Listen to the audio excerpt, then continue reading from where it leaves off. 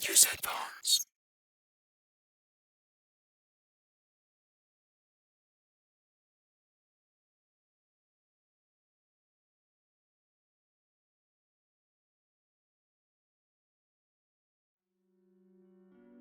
Just a quick message before the video starts. I want to say a huge thank you to all the voice actors that helped make this video possible. So, thank you to Dexter for voicing the Cultist. Thank you to Vidith for voicing the college student and the hotel employee. Thank you to my friend Weatherworks for voicing Mason. Thank you to my friend that goes by JDub for voicing Daryl. It's his first time on the channel. And to potentially a new female voice actor on the channel, LadyEuclid, for voicing Martha. Once again, thank you to Angelo DiBartolo for making this all possible. I hope you guys enjoy the video.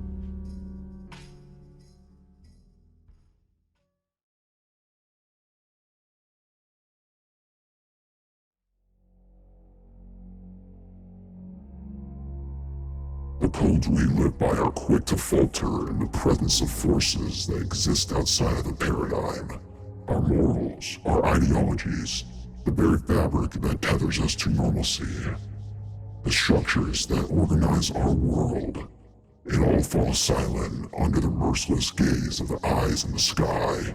And when the apparatus of oblivion opens the gate to the endless temple, the masses will weep and the rulers shall suffer.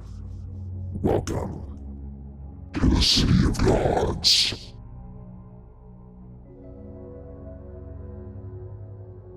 June 20th, 2019, Long Beach, California. Bass shook the house like the walls had an incessant, reverberating heartbeat.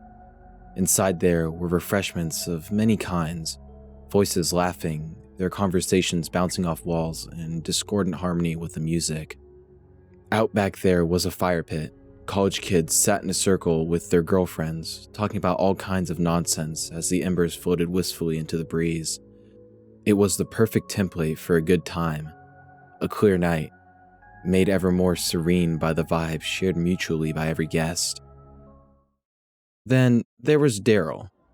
Everyone knew he had a propensity to engage in shenanigans, especially if alcohol was involved. It didn't matter if he wasn't invited to the party, he'd smell it from a mile away and show up reeking of weed, usually bearing gifts of, surprise, more beer. He'd be in rare form if he wasn't pulling up a party animal with an agenda for chaos. There he is, the liquor linguist himself. Another man replied when he walked in through the front door. Did you get a side quest for the moonshine mage or something? Usually you're here a lot earlier. Yo, what up, Mason? Daryl replied. Unfortunately, there were no side quests because I had coursework due at midnight. Sorry to disappoint. You doing homework on time? Mason scoffed. Well, now that you're here, you better not plan on driving home because you, drinking, and driving are an unholy trinity waiting to happen. Nah, I'll behave tonight. For once, I'll act like the responsible adult I'm supposed to be. He brushed him off. The moonshine mage can wait this time. I guess tonight can be a first for many things. They walked into the living room where a few people were gaming and a few others were just chatting away. A few people rolled their eyes when they saw Daryl, but neither of them gave much a shit. A third friendly face was waiting for them over by the gamers. Martha nodded and scooted over to make some room for the boys. What's going on, gentlemen? She asked. Not much. Just came to see what was up, even if things are starting to calm down. Might even have a drink, but I'm trying to reel it in tonight. Daryl said. Mason had more or less the same reply. I just wanted somewhere to be and something fun to do. This semester kicked my ass. Martha laughed. Same here. I'm grateful that it's starting to wind down. Summer, here I come. A smile crept across Daryl's face. In the brief moment, none of them spoke. Listen, I really want to cut back, but my heart wants to play spin the bottle and, start some drama. But my mind runs into a conundrum. We need a bottle to spin, right? Mason gave him a knowing look. One. You drink one and only one if you plan on driving home tonight. Yeah. Aye, Captain. I know. And just like that, he was off to the kitchen. Strange bird, that one is. Mason sighed. Martha looked over. I love the guy. He's just got a problem. Can't keep his hands off booze for more than a few days. He knows too. I just don't think he realizes he has the strength to find sobriety on his own. You want to try to stage an intervention? I mean, shit. I know it can't be good for his liver in the long run. Martha contemplated. I like him too, and I agree with you. It's concerning. Everyone's got a vice, but he's consumed by it. Daryl grabbed the bottle from the fridge, cracked it open, and started chugging it so they'd have a bottle for their little game. He took a pause, about more than halfway in before gulping the rest of it. He was about to rejoin them in the living room when he started considering another bottle. Come on. He thought to himself. Fight it. But by then, the first bottle was already doing the talking for him. You're gonna die someday anyway. Why not live a little? One more isn't gonna kill you. So, against his better judgment, he indulged and felt a little buzzed. Fucking hell, is that how long it takes for you to get one beer? What were you doing? Martha asked incredulously. I was talking to somebody. Hadn't seen him in a good while. Daryl explained, half paying attention as if he was listening to someone else. All right, let's do this, Mason said. The three of them sat at a nearby table and placed the bottle in the middle, giving it a brief twirl. For about 5 seconds, it spun until it landed on Martha. Truth or dare? She considered for a moment before replying. Truth. What do you consider to be your deepest secret? Something you would never tell anyone under normal circumstances. Mason inquired. I have this fear that I could vanish tomorrow and nobody would notice. Classes, parties, work, everything would move on without me. There'd be something to take my place and it wouldn't matter on the grand scale of things anyway. As if my entire existence were just filler in someone else's story. The three of them sat in silence for a moment. Daryl cleared his throat, trying for humor. Well, fuck me, that's one way to kill the vibe. You okay? Do you need to talk? We're here if you need anything. Yeah, we got your back. It's going to be okay. Mason chimed in. Martha laughed, but it was a shaky sound. Thanks, guys. I'm sorry. I didn't mean to dump that. No, it's fine, really. I mean, this is truth or dare after all, right? You're totally all right. Mason reassured her. Mason spun the bottle once more. It landed on himself, and it was Daryl's turn to ask. Truth or dare? I'm always up for a dare. He chirped. Very well then, let me think of something. Ooh, I got one. Try to convince the people by the fire pit that you're a cult leader. Daryl laughed. That's a new one. What am I supposed to say to them? I don't know, maybe profess great visions and tell them you're God reincarnated as an asshole. Appreciate the sentiment. Likewise. Whatever, I'll do it. Mason sighed as he stood and walked towards the back door.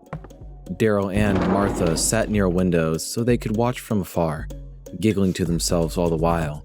Approaching the bonfire, he took a look up to the stars for inspiration on what to say. Something about the majesty of the heavens? Maybe. But the stars felt too close at that moment. Almost like they were gazing back upon him and no one else in the whole world. He brushed it off as a trick of perspective and announced himself to the couples who now looked upon him expectantly. Hello there, friends. He began. I come bearing the knowledge of a power that brings the systems of our world to its knees. All forms of theism don't even come close to explaining it. It resides as a line between real and incorporeal. A realm between adjacent and obtusely far away. A god beyond the mirror's edge. There are things that watch us in the stars. They feel closer because we are closer to the heavens. We're nearing the rapture. Will you join me? A few glances were exchanged, accompanied by awkward laughs. Didn't know we invited Jim Jones to the hangout. One of them said. I mean, hey, as long as you don't put anything funny in my Kool-Aid, we're chill. Feeling embarrassed out of his wits, Mason returned to Daryl and Martha, who struggled to contain their amusement. So, what'd you tell them? Daryl asked. Exactly what you told me to say. Totally verbatim. Another hour blurred by, pulled forward by laughter as the fire died down to a bed of ruby coals. Conversations drifted towards hushed confessions and half-slurred stories no one would remember come morning. It wasn't until Mason caught the emptiness of the driveway through the living room window when reality hit. Where the hell did everyone else go? The place was practically deserted now, except for the guy that lived there and a few of his buddies. Martha scanned carefully across the street to see if her friend was still parked on the curb. Shit. My ride ditched me. She confirmed. Mason ran a hand through his hair. Same, and half the people left here can barely stand, let alone drive. Their eyes slowly turned to Daryl, who sat nursing a bottle of water and blinking at them in confusion. What? Martha rolled her eyes. Congratulations, designated driver. You're our only hope. I've already had one, though. He argued. I'm liable for you guys, and if I get pulled over, I'm still fucked even if I don't blow a .08 or higher. I mean, there's a reason we couldn't catch an Uber over here. The two of us haven't gotten the money. And besides, our parents are still overprotective of us, even if we are college age. I mean, look around. You're the closest thing to sober compared to the Three Musketeers over there. Mason gestured to the people sleeping on the couch, who were gaming mere hours before. Daryl rubbed his temples. Not gonna lie, it's a bit of a mindfuck to be the responsible one. It's my first time, I'm nervous. Martha smirked. You love us. Enough to risk a DUI, apparently. Make sure you guys don't leave anything here. I'm dropping Martha off first, and then I'll tuck you in and read you a bedtime story. How does that sound? Hell's that supposed to mean? Mason raised an eyebrow. You've been whining all night. Sounds like you need a binky. Daryl shot back. Real funny, asshole. Now, let's get the show on the road. Packing into Daryl's beat-up Honda Civic, Mason took the front passenger seat, quick to snag the aux, but Daryl was quicker. Oh, hell no. Last time you put on your playlist, I wanted to roll out the door. Daryl waved him off. It's my turn tonight. After a few taps on his phone, deathcore began blaring through the speakers, rattling the car with thunderous breakdowns and otherworldly banshee vocals. The guitars growled with an overpowering low end that everyone felt in their stomachs. Pulling onto the freeway, Mason started complaining about wanting to put something on after the current track that was playing. Martha didn't care much. As long as we don't die, I don't care what's on. But if this car rattles itself apart before we're even halfway there, I'm haunting the both of you. Daryl shrugged her off. Relax. This baby's a Honda. She'll survive the apocalypse if the trumpet sounded right now. The journey seemed to drag on without explanation.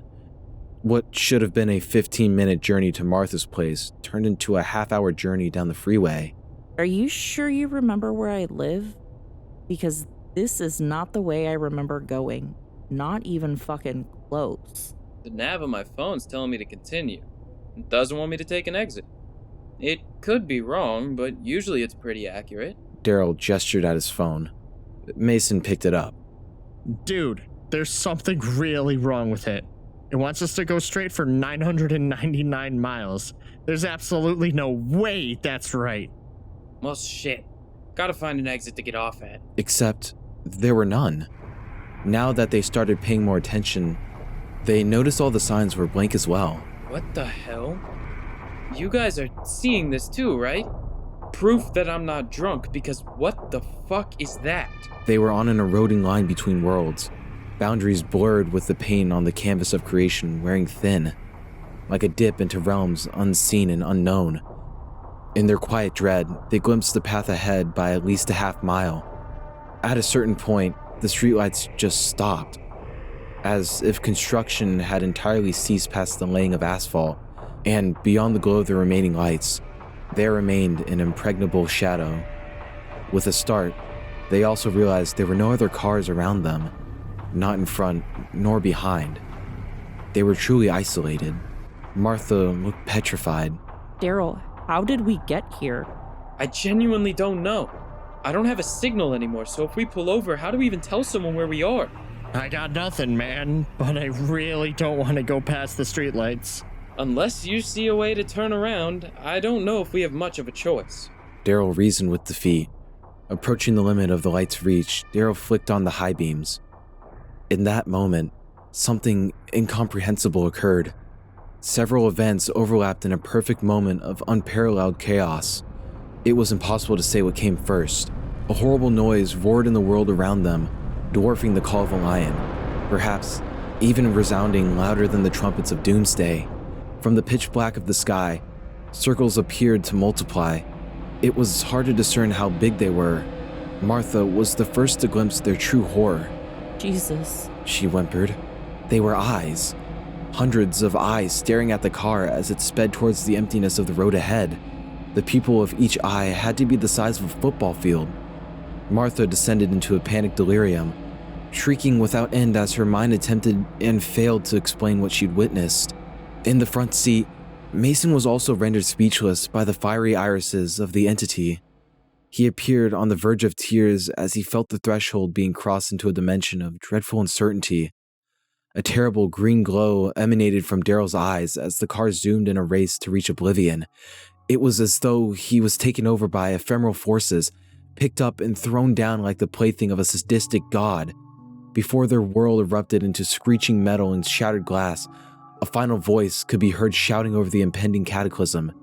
It was Daryl, but somehow altered, like a phrase spat from the manipulation of his body, mind, and soul.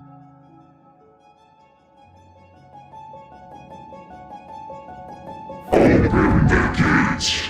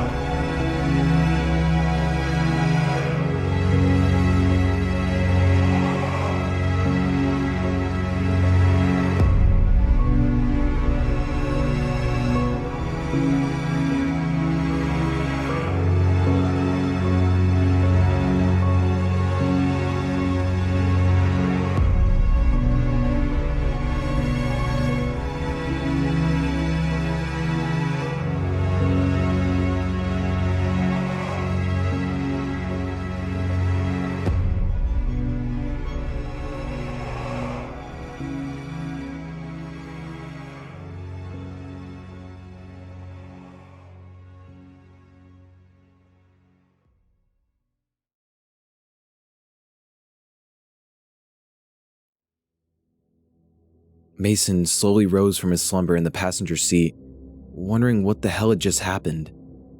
They were intact, but it was as if he'd forgotten why there was a cause for concern. Gaining awareness of their surroundings, he noticed they were stopped at a red light. Daryl was slumped over the wheel. Daryl, what the hell, man? Wake up! Daryl, drowsy as ever, slowly came to, tensing up when he realized they were on the road. Fuck, I'm sorry. Are you guys okay? Mason looked back to Martha, who was still passed out. He tried tapping her shoulder, only to be immediately smacked away by a flailing arm. Get the fuck away from me. Who are you? What do you want? Christ, calm down. You're safe. It's me, Mason. Daryl's here too. No. Who's driving? That's not Daryl. She practically scooted to the other side of the back seat to get away from him. Martha, I get you're scared, but you've known Daryl for years. I think we all had a long night. Mason reassured her. She was hyperventilating out of sheer terror, and Mason couldn't place why. Her horror gave way to tears, and he did his best to comfort her from the front seat. What the hell was that? She croaked out through sobs. The light turned green, and Daryl gently pressed the gas to move forward. There was just one problem. Alright, does anyone know where we are? Their surroundings were wholly unfamiliar. The street signs were in symbols, identifiers that nobody recognized.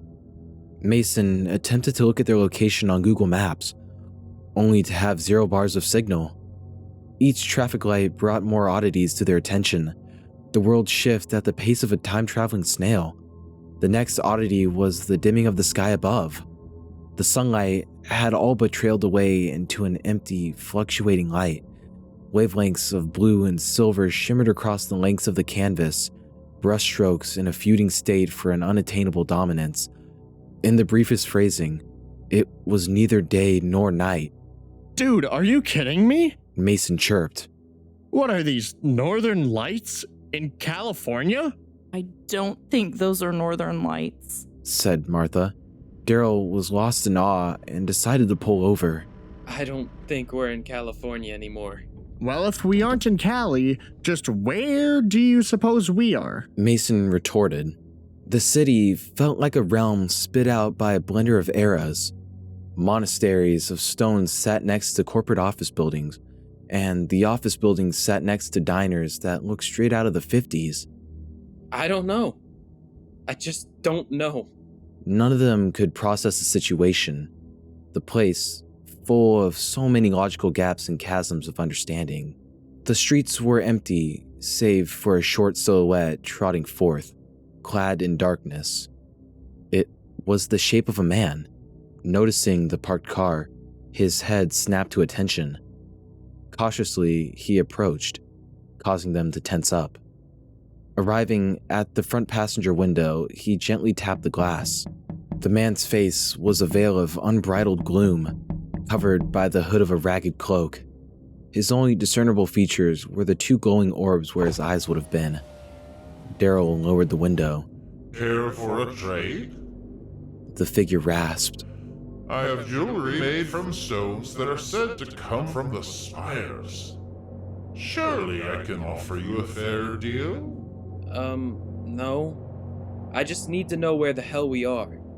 Last night we were at a party and maybe we went a little too hard. We look it up on our phones, but they're basically useless. Daryl explained. Oh, are those cellular devices? Those sell for a pretty penny around these parts. But, alas, I do conform to a code of honor. I won't force anything out of you. And as for where you are, well, have you dreamt of the city? No, the fuck are you talking about? Daryl snapped. What is this place? Who are you? I don't want to trade, and I'm certainly not giving anything of value to you. The eyes grew a bit brighter, as if responding to his tone. Watch your tone with me, boy. Sweat dripped off their foreheads as the weight of the situation sat firmly on their shoulders. Almost lost control there. Can't get too far on my bad side. I got this habit of prematurely digging graves. A few of them are still empty. I'm sure you understand. Sure, I understand.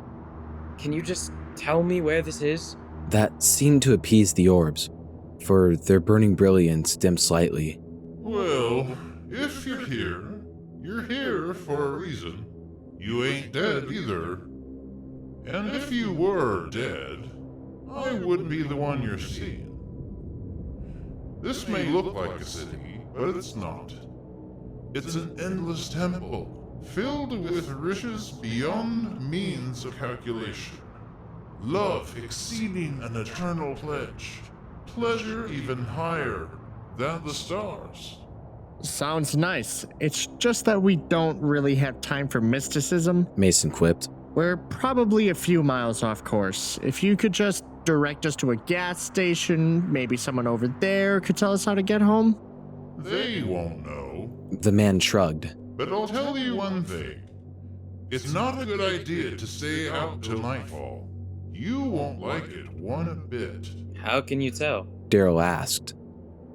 Believe me, there will be some not-so-so omens when twilight comes. And since I already know you're not making it home tonight, I'll offer you another piece of advice. He pulled out a pencil and notepad from within his cloak and scribbled 2 symbols onto a slip of paper. Ripping it off, he handed it to Mason. You're gonna want to look for any hotel with the diamond symbol. on a neon sign. If you encounter one with a burning angel, don't even look at it. Just keep trying. You've a few hours before sundown. Just keep going straight and don't look back. Thanks. I'll keep that in mind. Daryl muttered cautiously. He put the car back in the drive and started down the road, putting the mysterious figure in the rearview mirror. Having acquired no valuable items, he slinked back into the murk of the city behind them. Any ideas other than letting some random homeless man creep up on us? Mason scoffed. I mean, seriously, what if he had a gun? We'd be fucked and stranded without a way home. Mason, I don't want to hear it. I'm trying my best. I know about as much as you, probably less. Martha's brows furrowed. I still don't fully trust you. Before whatever that was on the freeway, you said something I can't quite recall. Opening something, there was a loud noise. I saw eyes up past the parted clouds. Then there was nothing between the event and waking up here. I didn't say anything. I don't even know what you're talking about. I don't know what you're implying, but I didn't do shit. I didn't do shit, and I'd appreciate it if you'd quit breaking my balls. Nobody touched you, I didn't crash, leave it the fuck alone. The ride was tense. About a mile further, the sidewalks grew more populated, with dozens of other hooded figures wandering around. Sigils decorated their robes, like a fusion of graffiti and geometric patterns. Some of them stopped to stare at the car as it strolled by, revealing the same orbs that the stranger had before. Their heads tilted in perfect synchrony, the eyes pulsating faintly with a rhythmic light. What do you think they are? Mason asked. They look like cultists to me. Martha guessed. Something unites them. Maybe it's trade, maybe it's ideological. The man we spoke to did mention a code. Maybe they're friendly under the right scenarios. Daryl added, locking eyes with one that offered a wave. Could be. I don't much feel like taking a chance on that, though. The architecture continually altered and coalesced into strange formulations. There was what looked to be a Starbucks decorated with Roman columns, apartment buildings made from primitive stone carvings, a mud hut for a post office. Mysterious, unblinking lights soared between the structures above. Some were triangular, others spun like the stereotypical media depiction of a UFO. They darted past each other and out of sight, leaving the group lost for words. The sidewalks had grown ever more crowded, with entire gatherings of the cloaked figures kneeling before hideous statues, bipedal constructs bastardized by anatomy that defied scientific understanding. The monuments held precedent over them like gods of a forgotten age. After kneeling, the cultists would raise their arms up to the sky as if singing praise to the effigies. It was a ritual and offering to those things. The hours almost didn't exist in that realm. Time had no place for categorization, but something in the air felt wrong. The liquid light in the canopy of the atmosphere had waned slightly, signifying an approaching nightfall. Seeing as there's no end to this place, we might want to heed the man's warning. Pay attention to any hotels you might see, preferably before I'm driving by them. Daryl said. Right. Mason said. I sure as hell hope we don't get mugged if we wind up at the wrong place. Daryl drew in a sharp breath, like he felt something warm fill his chest. His eyes flashed green as he began to ramble incessantly. I am not one, I am merely a vessel. I am not one, I am merely a vessel. Suddenly, Daryl's foot was squashing the gas pedal, throwing the car forward into dangerous speeds. Martha started to panic. Daryl, please, stop. The temple manifests the vessel for the brushstrokes to overtake natural creation. The spires, they feed on parts of the self, like agents of erosion materialized as overlords without shape. Sacrifice yourself to the spires. Become one with the very act of desecration. The smell of molasses and sugarcane filled the cabin. Daryl reeked of alcohol, as if the intoxication came out of nowhere. The sting of ethanol caused Mason to reel back. Daryl! Daryl, what the fuck? Pull over! Daryl only snapped out of his episodic delirium when Mason grabbed his shirt and violently shook him. Holy shit, what's happening? He sputtered out, slamming on the brakes and swerving to the side of the road. The glow vanished from his eyes as he was left panting. Sweat coated his forehead as he stared back at Mason with shock. What was that? Are you guys alright? Dude, why would you drive drunk? What? I haven't had a sip since last night. Bullshit! I smell it on your breath! Guys, shut up. Look. Martha pointed ahead. Down the road there was a hotel, announced by a bright neon sign of blue, yellow, and red. The emblem at the center was a sparkling diamond. Pulling into the parking lot, they noticed the faintest hint of moss eating the foundation. Martha scoffed. Ugh, this place has seen better days. The interior, however, was borderline lavish. The lobby had a marble floor lined with gold leading to the front desk. The furniture was in pristine condition, with couches on smooth carpet dotted with small white beads along the armrests. Never mind, I stand corrected. The front desk was manned by a gentleman in a suit and tie. His name tag read Andrew. Oceanic blue eyes complemented his stitched-on customer service smile. Hello there. How may I help? He greeted them. We're looking for a room to stay in. We're lost, and somebody told us this place is safe. Mason explained. Andrew's tone drastically shifted and his smile evaporated, giving way to a judgmental frown. Yeah, I can smell it on the three of you. Outsiders, stinks of mortality and booze in here. Daryl grew impatient. I haven't had a drink. Must be in your head. Nevertheless, I sympathize with first-timers. I'll give you a night free of charge to get your bearings straight. Welcome to the city. You're in room 203. As for the drunkard, there's a bar off to the left in the lobby. Enjoy your stay. Daryl gave him a hard stare as they walked off to their room. Piece of shit, that one. He muttered. The room had 2 beds and a chair over by the window. Someone's sleeping in that chair, and one of you is gonna be on the other bed because I refuse to sleep next to either of you. I call bed! Mason exclaimed. God damn it. Well, I hope you guys get a modicum of sleep. I know I sure won't now that I've been made to sit in this stupid chair. There's just one thing that's still bothering me. Martha pointed out as she sat on the edge of her bed. Those things you said, the trance you were in, what the hell was that about? Do you know this place? Daryl took a moment to try to remember. There are huge gaps in my memory. Driving down the freeway, blacking out, waking up with you guys at a red light, and then being grabbed by Mason in the car, going way above the speed limit. Guys, I'm scared. I don't know what's happening. They took a minute to process that. Mason spoke up next. You looked like you were possessed. Your eyes glowed like lanterns. Your posture became rigid and you started spouting nonsense. Whatever that was, I don't want it to happen tomorrow. Either I or Martha will drive. I get it. I'm sorry.